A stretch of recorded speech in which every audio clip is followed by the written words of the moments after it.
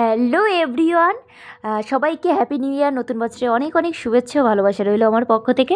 আমার channel lifestyle মানে নিতে তোমাদের অনেক অনেক ওয়েলকাম। আজ চলে এলাম একটা নতুন ভিডিও নিয়ে।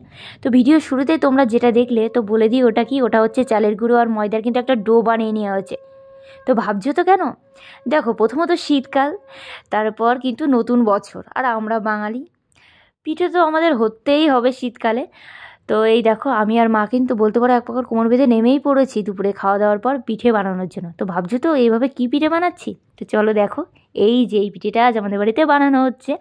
তো এই পিঠেটার নাম তো আমরা চুষি পিঠে বা পুলি পিঠে বলেই জানি। তোমরা কী নামে জানো অবশ্যই কিন্তু কমেন্টে জানিও। তো চলো তোমাদের সাথে শেয়ার করি পিঠেটা আজ কীভাবে বানানো হচ্ছে। দেখো, গরম জলের মধ্যে কয়েক দানা এলাচ থেতো করে কিন্তু দিয়ে দেওয়া হয়েছে।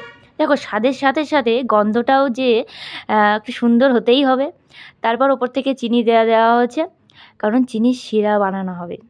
চিনির শিরাটা হালকা একটু গাঢ় হয়ে এলে তার মধ্যে যে কেটে রাখা বানিয়ে রাখা চুষি বা পুলিগুলো সেগুলো দিয়ে দেওয়া হয়েছে, কারণ এটা একটু সেদ্ধ করে নিতে হবে যাতে সেদ্ধ হয়ে যায়।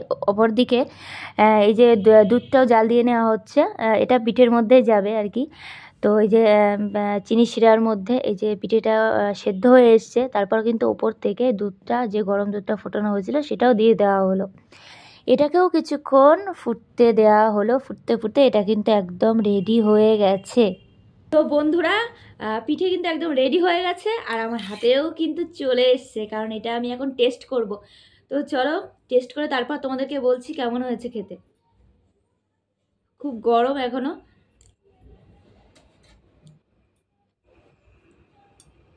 সত্যি খুব সুন্দর হয়েছে খেতে। তো বন্ধুরা, ভিডিওটা আজকে এইটুকুই। যদি ভালো লেগে থাকে তবে অবশ্যই like, comment, share and subscribe করে পাশে থাকো।